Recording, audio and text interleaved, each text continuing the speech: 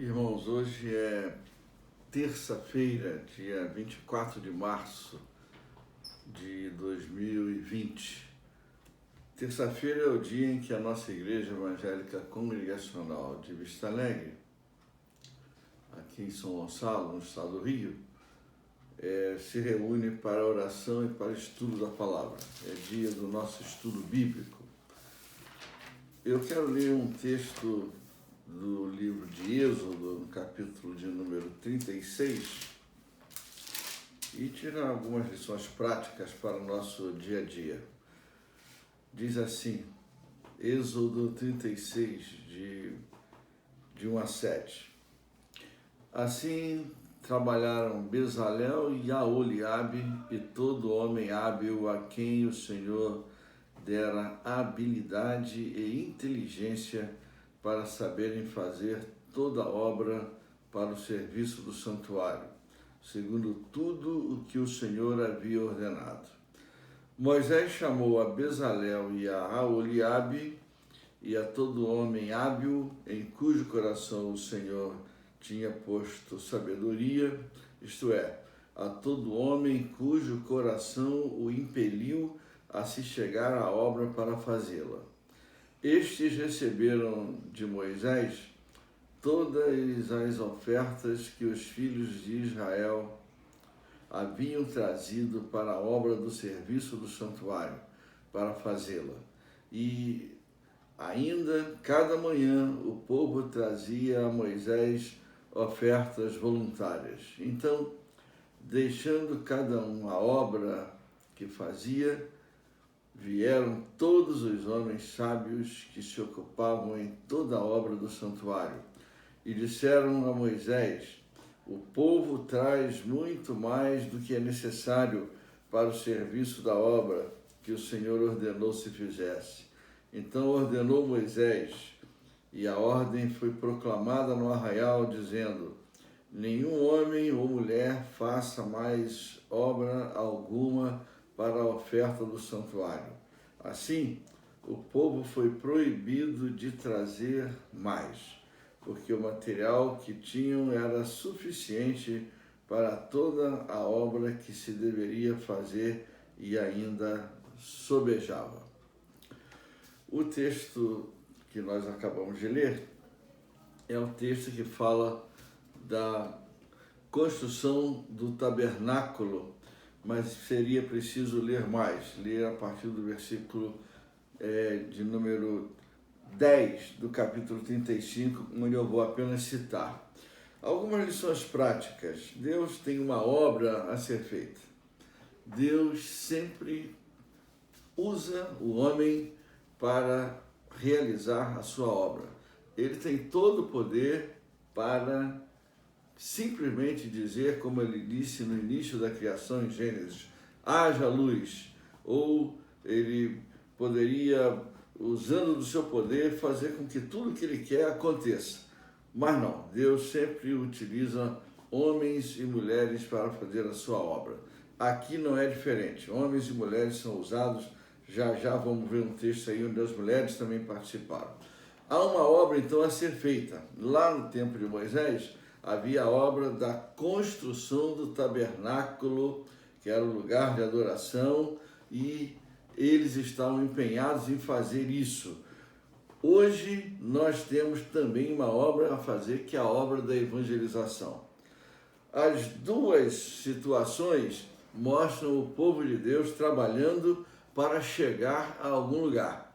Lá no deserto, faziam o tabernáculo para adorar e caminhando para chegar até a terra prometida. Hoje, nós estamos fazendo a obra da evangelização para chegar e para levar outros que se converterem a Jesus Cristo, chegar para a morada final, que é o céu. Então, as duas obras são importantes. A de lá foi importante porque o povo tinha um referencial, tinha o tabernáculo, uma grande tenda para eles poderem fazer a adoração. Este tabernáculo, aí no capítulo de número 35, e eu vou ler só o início de cada versículo, o 10 lerei todos: venham todos os homens hábeis entre vós e façam tudo o que o Senhor ordenou. Versículo 11 fala o tabernáculo, 12, a arca, 13, a mesa, 14, o candelabro, 15, o altar do incenso, 16, o altar do holocausto, 17, as cortinas do átrio, versículo 18, as estacas do tabernáculo, versículo 19, as vestes do ministério, as vestes que Arão e seus filhos iriam vestir. Então, há uma obra a ser feita. Uma segunda coisa para pensar é que eram homens e mulheres como nós, homens e mulheres com as mesmas virtudes, com os mesmos defeitos, com as mesmas lutas, com os mesmos conflitos. Então, o homem é o mesmo, o Deus é o mesmo, a obra é a que ele determina. Podemos também aprender aí uma coisa interessante, e eu aqui vou lhe falar um pouco mais sobre a adoração. Vejam bem, eles estavam no deserto, sem nenhum recurso técnico, basicamente recurso zero, ou a tecnologia que existia era a da época, mas eles estavam no deserto, sem recursos técnicos, porém era preciso realizar a adoração. Numa outra mensagem falarei mais sobre adoração, mas hoje apenas dizer isso. Mesmo no deserto é preciso adorar. Hoje nós estamos vivendo, digamos, um deserto moderno, o deserto do corona, Covid-19. Nós estamos isolados, curiosamente isolados, e dentro de casa. E o que nós temos que aproveitar o tempo para fazer? Já disse isso de outra ocasião, é tempo de adorar. Nada, em outras palavras, nos impede de adorar. Nada vai nos impedir de adorar. Sempre Deus tem nos dado essa oportunidade de adorar. Homens e mulheres de Deus vivem para adorar a Deus. Não há nada mais importante nessa terra que adorar. Homens e mulheres adoraram em circunstâncias tremendas, não é? Citei do outro dia Jacó no deserto, mas vale a pena também dar uma olhada no final do capítulo 1 de Jó, quando depois de todas as lutas, de todas as perdas que ele teve, o texto diz que ele adorou. Então, adorar faz parte não só da nossa sobrevivência espiritual, faz parte não só da nossa sobrevivência física, mas faz parte daquilo que Deus espera do seu povo, o povo que adora. Muito bem, diz uma quarta situação para nós aprendermos, que Deus deu a eles habilidade e inteligência. Nesse texto que eu li, Êxodo 36, no versículo 3, diz: estes receberam de Moisés, ou melhor, versículo 2, Moisés chamou a Bezalel e a Oliabe e a todo homem hábil em cujo coração o Senhor tinha posto sabedoria, isto é, todo homem cujo coração o impeliu a se chegar para fazê-la. Estes receberam de Moisés todas as ofertas que os filhos de Israel haviam trazido para a obra do serviço do santuário, para fazê-la. E ainda cada manhã o povo trazia a Moisés ofertas voluntárias. Então, a obra que fazemos é porque Deus coloca no nosso coração sabedoria e inteligência. Tudo que nós fazemos com inteligência e com sabedoria, porque Deus espera de nós que sejamos sábios no Senhor Jesus, fica muito bom e fica muito bem feito. Não basta apenas fazer, é preciso fazer com sabedoria. Fazer com sabedoria é fazer debaixo da orientação do Espírito Santo de Deus, do Espírito do Senhor Jesus, que Ele enviou para habitar conosco, para habitar com a igreja, para estar sempre conosco, nos orientando. Então, o Deus que deu a eles inteligência e sabedoria é o Deus que hoje nos dá inteligência e sabedoria.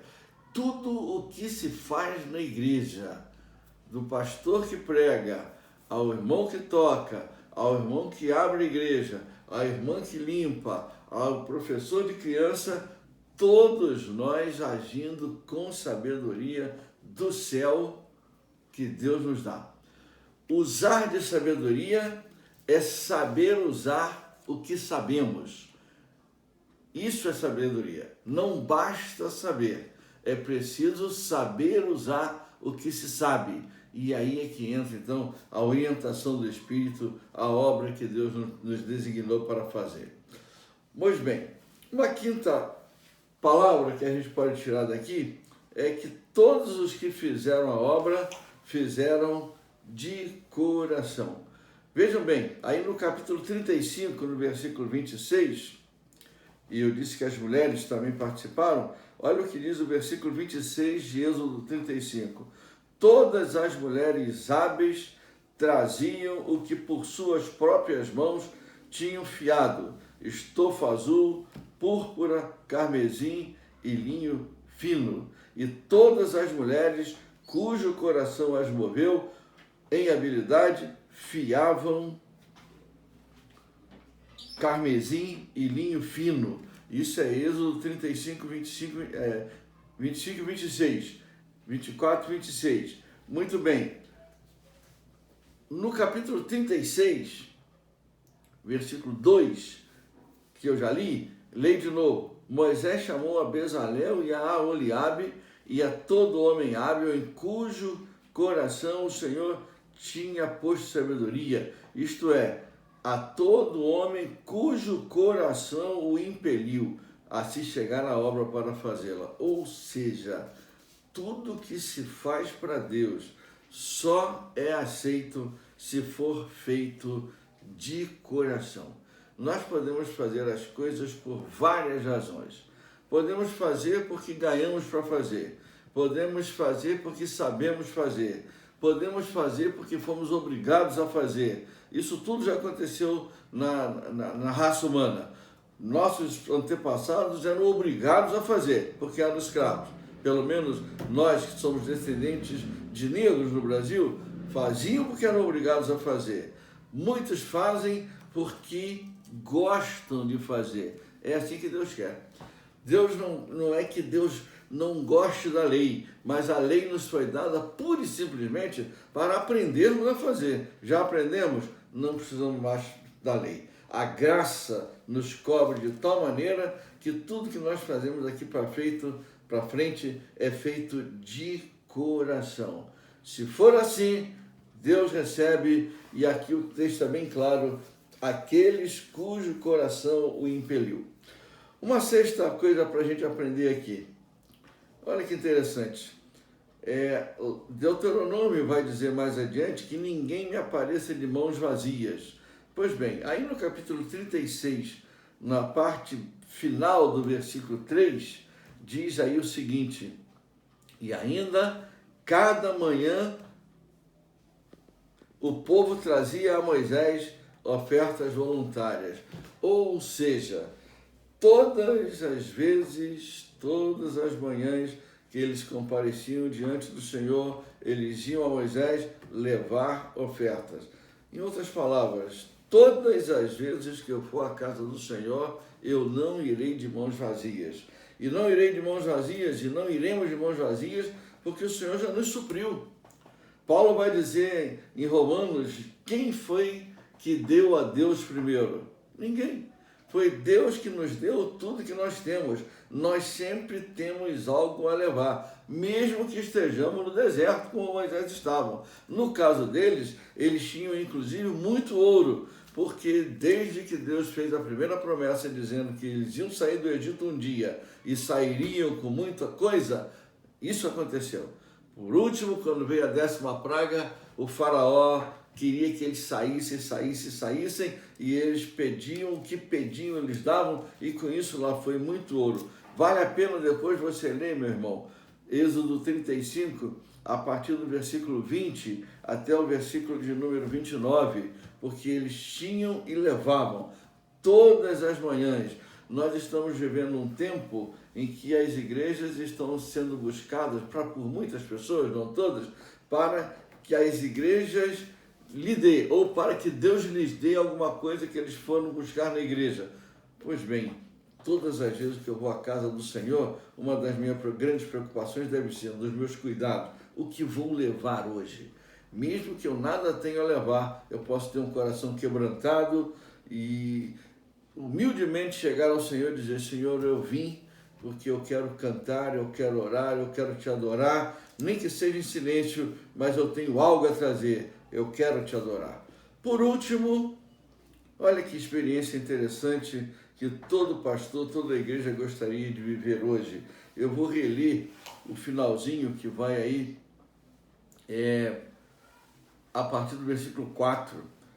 Então, deixando cada um a obra que fazia, em determinado momento, os trabalhadores pararam, vieram todos os homens sábios que se ocupavam em toda a obra do santuário e disseram a Moisés: o povo traz muito mais do que é necessário para o serviço da obra que o Senhor ordenou que se fizesse.